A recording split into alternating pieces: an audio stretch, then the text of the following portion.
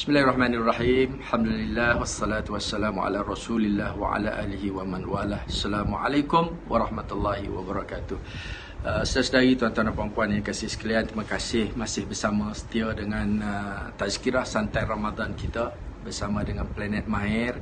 InsyaAllah macam setiap hari kita gunakan, manfaatkan masa sikit, masa yang sedikit yang kita ada ni untuk kita jadikan dia raudah ilmu. Mudah-mudahan pahala bulan Ramadan ni akan digandakan dan kita dapat tambah baik, gandakan kebaikan kita dari masa ke semasa. Tuan-tuan dan puan-puan, kita dah selepas pertengahan dah ni, kita bila dah hujung kita mula bercakap pasal nuzul Quran, kita bercakap pasal Lailatul Qadar, ya.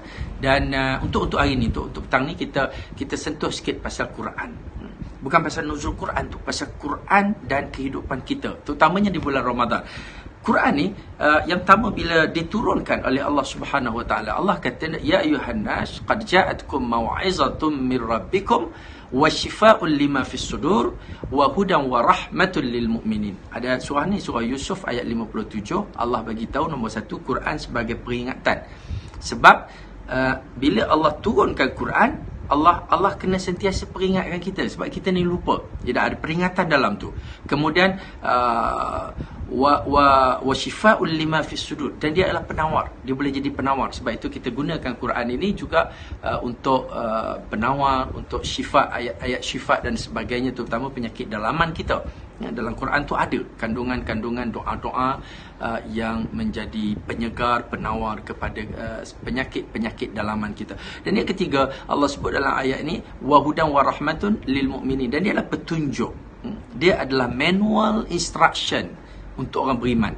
Sebab kita diciptakan oleh pencipta kita. Allah cipta kita sebagai produk dia. Kemudian setiap produk mesti ada manual operation. Komputer dikeluarkan oleh Acer, contoh. Dan dia akan ada buku manual operation daripada Acer. Kalau kita guna beli laptop tapi kita guna buku manual peti ais, teruklah kita, sebab kita akan sumbat semua ikan sayur semua dalam peti ais kita. Ataupun kita guna peti ais, kita beli peti ais, kita guna manual operation untuk mesin basuh, pun teruk juga. Sebab itu kena manual operasi yang betul. Manusia Quran, barulah manusia ni akan jadi beroperasi, berfungsi cara baik dan tahan lama. Kalau tidak dia meletup, kalau tidak dia akan hang, dia akan rosak cepat dan sebagainya. Sebab itu kena ikut. Tuan-tuan dan puan-puan, Al-Quran diturunkan untuk kita amalkan, untuk kita guna dalam kehidupan. Sebab ada orang dia baca saja, ada orang dia hafal saja, ada orang dia kaji tinggi lagi, ada orang dia amalkan, ya. Dia kalau boleh sampai ke peringkat praktik apa yang ada dalam Quran, itu cantik. Sebab bila Siti Aisyah ditanya ditanya oleh sahabat tentang Rasulullah, bagaimana akhlak Rasulullah, bagaimana cara hidup, sikap Rasulullah, Siti Aisyah kata, akhlak Rasulullah itu adalah akhlak Al-Quran. Al-Quran bergerak. Itu kalau kita boleh sampai ke tahap tu, itu tahap yang paling tinggi, paling terbaik. Ya, tapi sebenarnya Al-Quran ni dari satu sudut yang lain, bukan setakat amal, baca, praktis, kaji, ataupun hafal, tapi tengok saja pun dapat pahala. Ini satu sudut yang lain. Jangan kita duduk bermimpi ataupun cita-cita kita nak tengok saja. Sebab kita kalau boleh nak sampai ke tahap amalan, ya, kajian, amalan, tadabbur Al-Quran. Tapi kalau tak tengok pun tak, maknanya teruk sangat, ya, kelakar sangat kita. Nampak macam tak endah langsung, ataupun rugi sangat-sangat. Sebab Quran ni tengok saja pun dapat pahala. Jadi kalau yang tak pernah tengoklah dulu kalau peringkat-peringkat yang rendah lah. Sebab itu berkait pula dengan Ramadan, Al-Quran ini digandakan bila kita baca. Cantik. Siapa yang tak baca nampak macam tak cerdik. Sebab rugi. Satu ayat itu digandakan 10.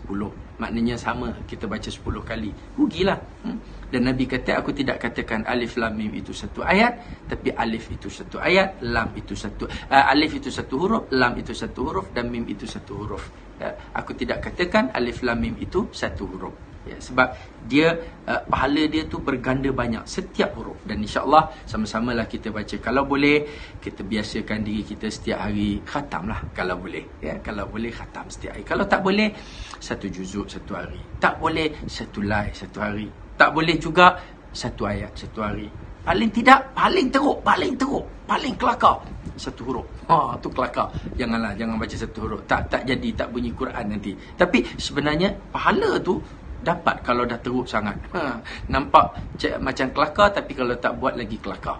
Kita cek kita. Sebab itu kalau tak boleh bacalah surah-surah pendek. Qul huwallah. Tak ingat inna a'tayna. Tak ingat juga satu ayat yang saya rasa semua orang ingat. Tiap-tiap hari baca inna lillah wa inna ilaihi raji'un. Itu pun ayat juga sebenarnya, tapi janganlah.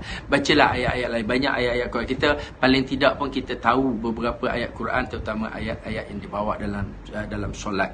Jom kita raikan, kita gandakan amalan kita. Paling tidak level baca. Tengok, baca 2 pahala dah. Kemudian kalau hafal cantik, kalau kaji lagi cantik, baca tafsiran, tadabbur.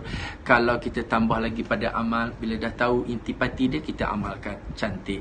Ini adalah cara kita berteman dengan Al-Quran. Tuan-tuan dan puan-puan, sebelum kita tutup Raudhah Ilmu petang ni, saya nak sebut satu ibrah yang kita boleh ambil dalam suasana PKP kita sekarang. Kita terkurung.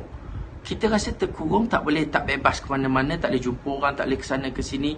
Kita lupa Quran tak ke mana-mana. Quran ada sebelah kita. Quran, setiap rumah ada Quran. Kalau tak ada, dalam handphone boleh download sekarang.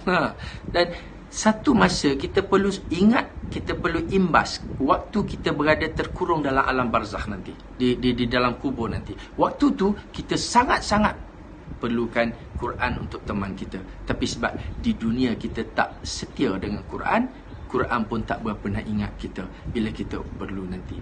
So terkurung tu lebih kurang, tapi kita ingat di kubur, di barzakh nanti, terkurung kita berbeza dengan terkurung sekarang. Waktu tu hanya Quran saja yang boleh datang teman kita, kata Nabi. Sebab itu kita berbaiklah dengan Al-Quran sekarang. Mudah-mudahan di alam barzakh nanti, dalam kubur nanti, Al-Quran akan datang pada kita sebagai teman yang banyak sebenarnya menenangkan kita dalam di dunia, di alam barzakh tu. Kita tak ada harapan lain kecuali Al-Quran yang boleh yang dibenarkan Allah untuk menemani kita. InsyaAllah tuan-tuan dan puan-puan, sikit tapi boleh memotivasikan kita untuk cek balik.